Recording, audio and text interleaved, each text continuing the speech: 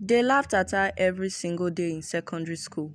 They called her names that clung to her skin like oil. Village girl, bush rat, akpororo, or krika queen. Ifeoma Okonkwo, daughter of a poor widow who sold boiled corn by the roadside in Ajegunle, Lagos, was the subject of daily mockery in Royal Valley College, a private school her mother managed to squeeze her into after securing a scholarship from the state. But to the children of the elite, scholarship meant charity case. Ifeoma wore oversized uniforms, her shoes were patched, and her lunch was either a sachet of garri or sometimes nothing at all. Her classmates came with packed meals in imported lunchboxes, rode in air-conditioned SUVs, and boasted of vacations in London or Dubai. Ifeoma. She walked to school with dusty slippers, and her only trip out of Ajengule was when her church had a retreat in Badagry. But she had one thing they didn't: a fire that wouldn't go out. Even though the mockery stung, Ifeoma never missed a test. Her eyes sparkled when the chalk hit the board. Teachers noticed she was different. While others slacked or bribed their way through assignments, Ifeoma devoured her books like a woman starved. She often spent lunch hours in the school library while the others gossiped or made TikTok videos in the hallways. The worst of the bullies were Amanda, Tolu, and Richard. Amanda's father was a politician and her mother owned a chain of boutiques. Amanda led the girls in mocking Ifeoma's worn-out clothes. Ifeoma, you dey wear cotton today abi na your mama wrapper you sew into gown? The class would erupt with laughter. Tolu was more subtle, posting filter pictures on social media with captions like, God forbid I end up like some people in my school, while tagging locations close to Ajingule.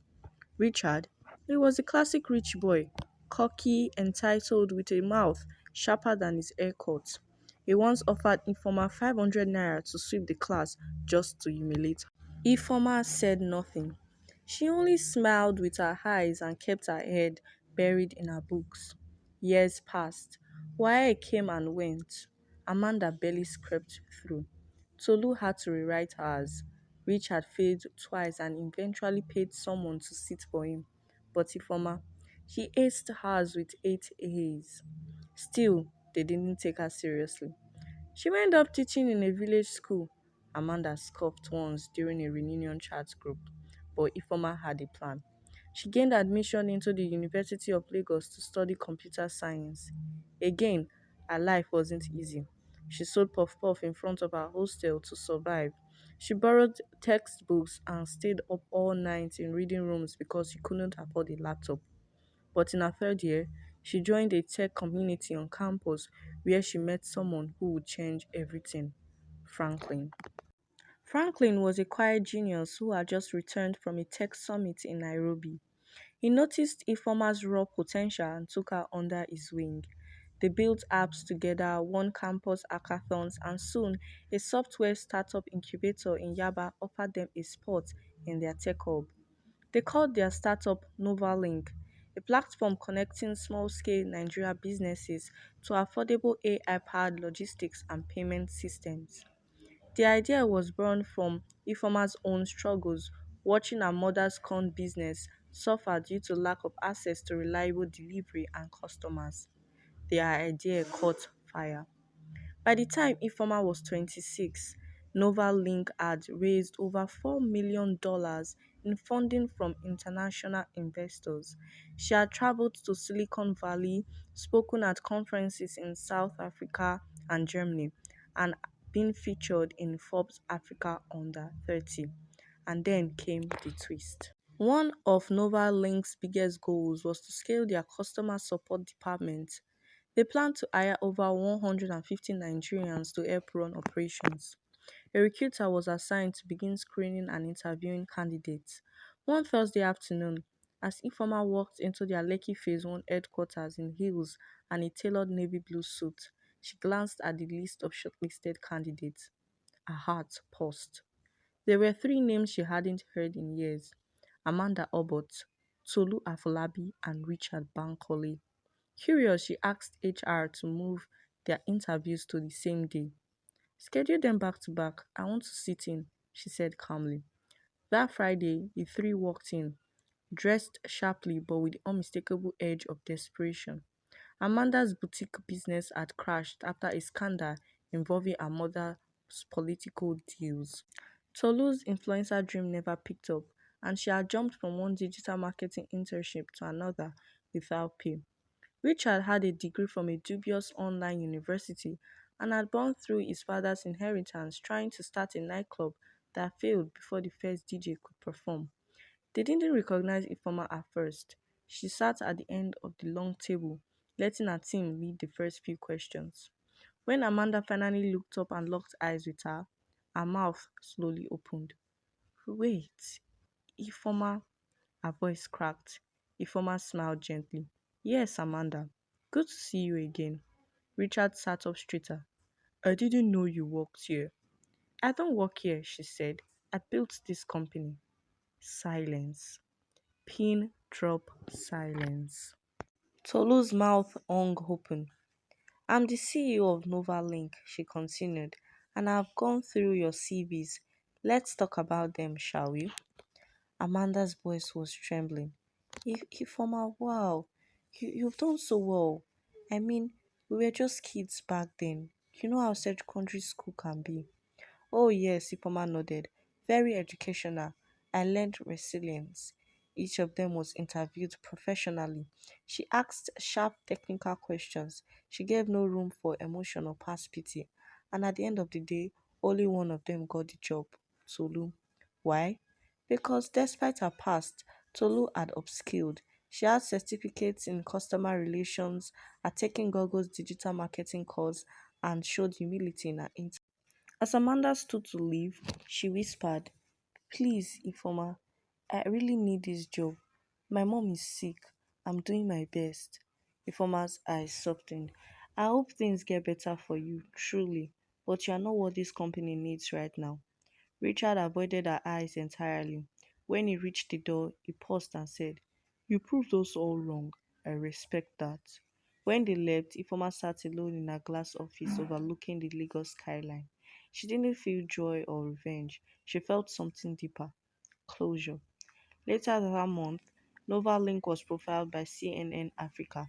In the interview, when asked how she succeeded despite her humble beginnings, Ifeoma said, People often underestimate you when your shoes are dusty and your voice is soft, but you don't need their validation. All you need is focus, grace, and the will to rise, even when they laugh.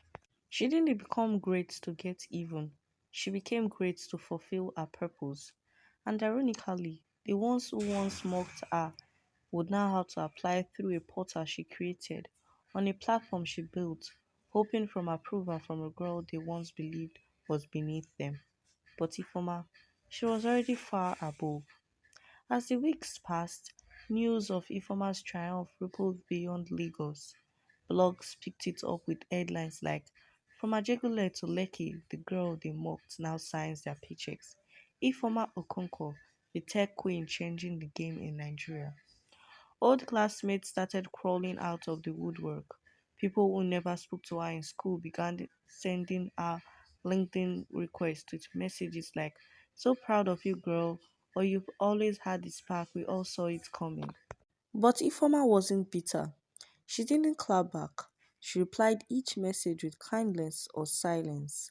She had nothing to prove anymore. Her mother, Mama Ifoma, who once sat by the roadside selling boiled corn, was now living in a renovated duplex in Surulere with constant light, a driver, and a small garden where she spent her evenings praying and tending to flowers. Each time journalists tried to interview her, she would just smile and say, I raised a lioness, but God sharpened her teeth. Meanwhile, Tolu, now employed at Novalink, worked with humility.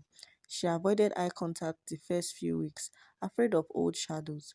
But Ifeoma made it clear. We start fresh here. What happened in school is gone.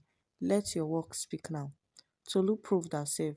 She rose from customer support assistant to team supervisor in just 5 months.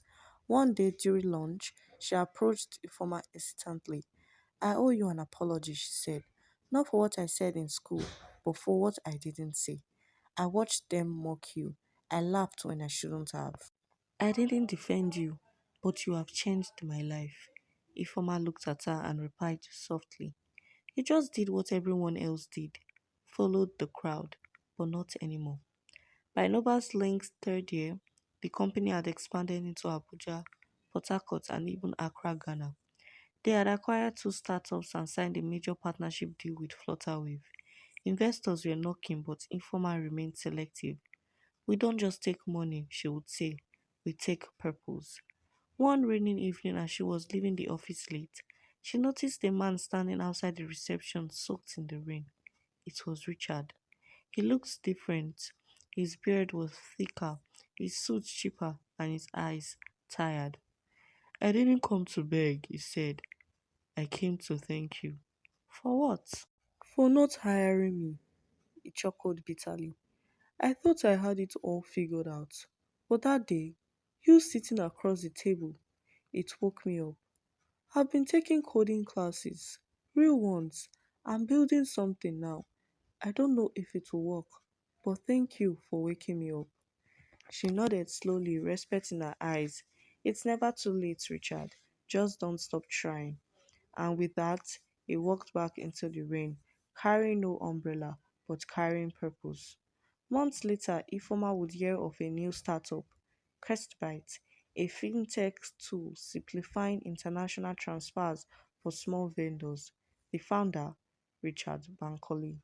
The world has a funny way of turning full circle. Years down the line, Royal Valley College, the very school that once laughed at her, invited her to be the keynote speaker of their alumni event. The theme, From Mocked to Magnet, Rising Beyond Limits. As she walked onto the stage that evening, wearing a flowy Ankara jacket designed by a startup she had funded, she saw many familiar faces in the crowd, some clapping nervously, some in awe, others in guilt. Amanda was among them, now a mother of two, trying to rebuild her life. They locked eyes briefly. No words were spoken, but Amanda nodded slowly, mouthing, I'm sorry. Ifeoma nodded back with grace. Her speech was short, powerful, unforgettable. I was once the joke in this school, the girl with torn shoes and empty pockets. But today, I don't stand here because I was lucky. I stand here because I was determined. If life gives you a seat at the back of the bus, don't cry. Use the time to plan how you build your own bus company. The auditorium erupted with applause. She smiled. She had gone from being the punchline to the blueprint, from dust to diamonds, from laughter to leadership. And in every corner of Nigeria, her story became a beacon to every child, mocked, ignored, and underestimated. Because now, when they tell the story of Ifoma Okonkwo, they don't remember the laughter anymore. They remember the legacy. The end. Please share, leave a comment below, and don't forget to subscribe for more interesting stories.